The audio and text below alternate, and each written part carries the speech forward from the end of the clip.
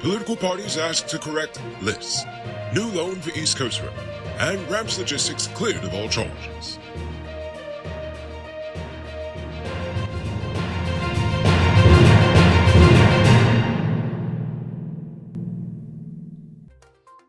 I'm Rico Bolford, and this is Uncut News. Do you see news happening? Send us a tip on WhatsApp at 592-659-6151. Political parties, voluntary groups, and individuals have until April 26 to correct effects on their candidate list for the June 12th local government elections. The Guyana Elections Commission will release the final approved list on the 29th of April, which will determine where parties, groups, and individuals will be contesting the elections. Defects may include candidates not having the required number of nominators or not being registered in the constituency in question. The Commission is also investigating accusations of fraud by the two main political parties, the PPP and the Avenue Coalition. But thus far it seems like this time the evidence of fraud is piling up against the PPP and not happening.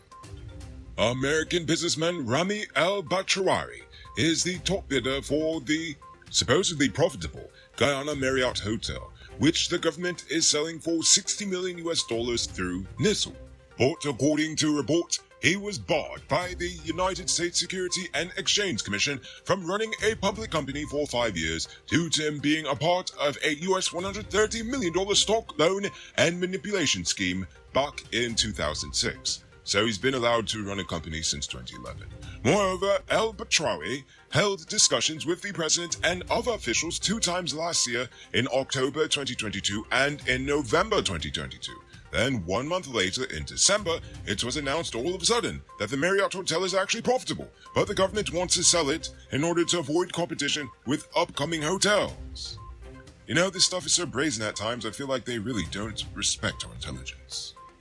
The Court of Appeal Amendment Bill of 2022 was passed in the National Assembly to address the backlog of cases and the small number of judges. The amendment increases the number of appellate court judges from 5 to at least 9 to improve efficiency.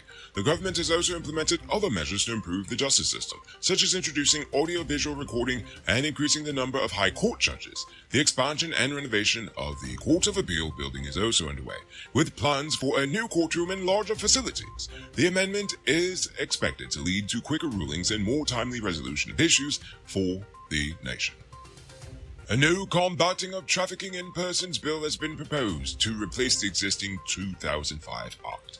The new law includes criminal offenses for extraterritorial effect, penalties of up to life imprisonment, and provisions for victim protection and assistance. While Guyana has met the minimum standards for eliminating trafficking, according to the 2022 U.S. Department of State Trafficking in Persons report, there are still shortcomings, and recommendations include increasing prosecutions and convictions, ensuring security for victims, and improving support and protection for victims. The government has secured a concessional loan agreement with the Exim Bank of China for US $192 million to finance Phase 2 of the East Coast Demerara Road project. The project will extend the railway embankment road into 4 lanes, extend the main East Coast roadway, rehabilitate the existing East Coast Demerara Road, and construct 48 bridges and 22 culverts. The project is expected to create greater accessibility, industrialization, and job creation for the people of the East Coast Corridor, as well as ease traffic congestion and decrease commute time. At least that's what they say. Although I find it quite interesting that even though this is a loan from China, you notice they quoted that in US dollar. So yeah, all that stuff about de-dollarization, am I right? Ha-ha! It's April. Keep your truck running smoothly this rainy season with high-quality parts from Automotive. They stock parts from all the top brands, including Freightliner, DAF, International, and all models of Cummins engines. Visit them at Lot 491 EE Eccles, or call or WhatsApp them on telephone number 697-0171. Save big on truck parts at Powered Automotive, the #1 heavy-duty truck parts store in Guyana. Tired of waiting on hold, tracking down a delivery driver, or carrying cash for your food orders?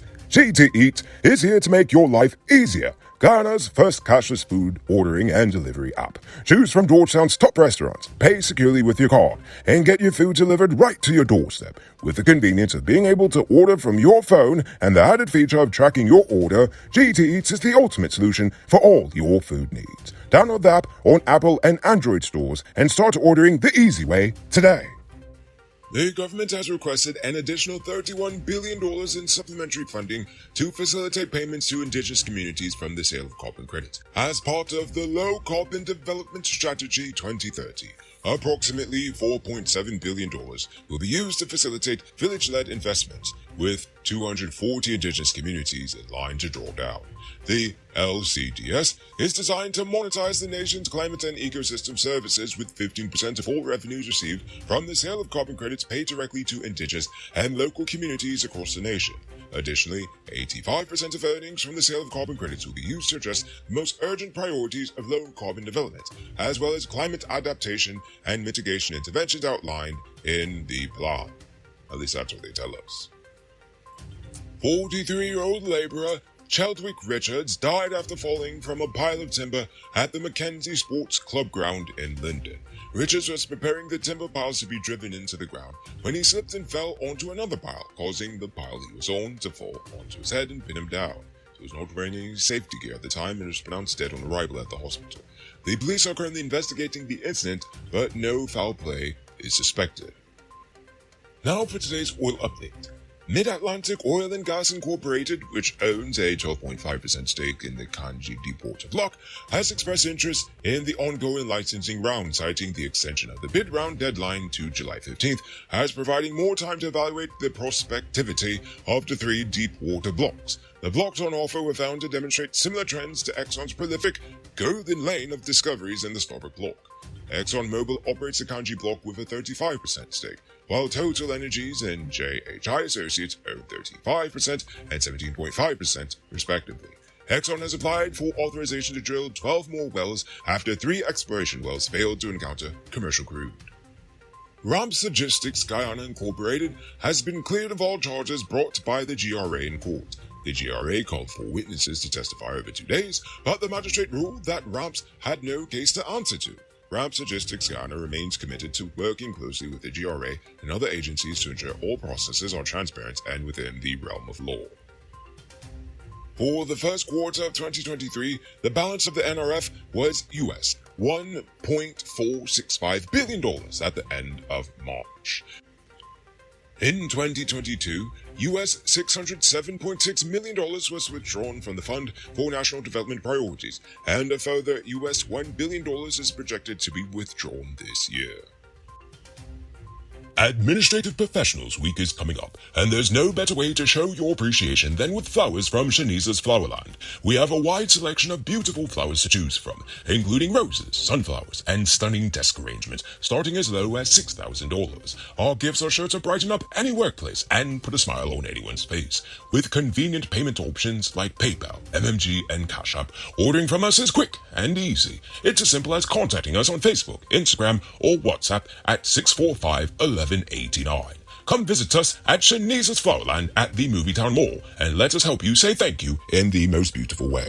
Robbery season might be over, but the streets are still mean. That's why you need to get security for your home or business with Sheriff Security. Sheriff Security has well-trained guards, armed and unarmed patrol, marine patrol, canine services. These people even got drones. Why? Because your security is their highest priority. You've seen the rest. Now hire the best. Hire Sheriff Security Service today.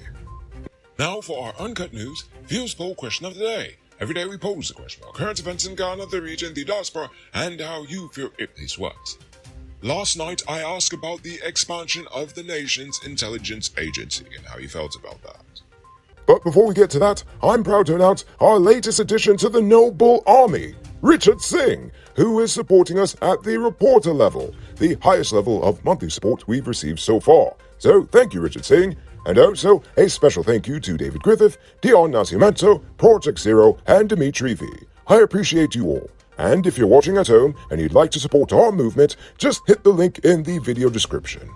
Adil Beck says yes, we are gradually descending into a police state.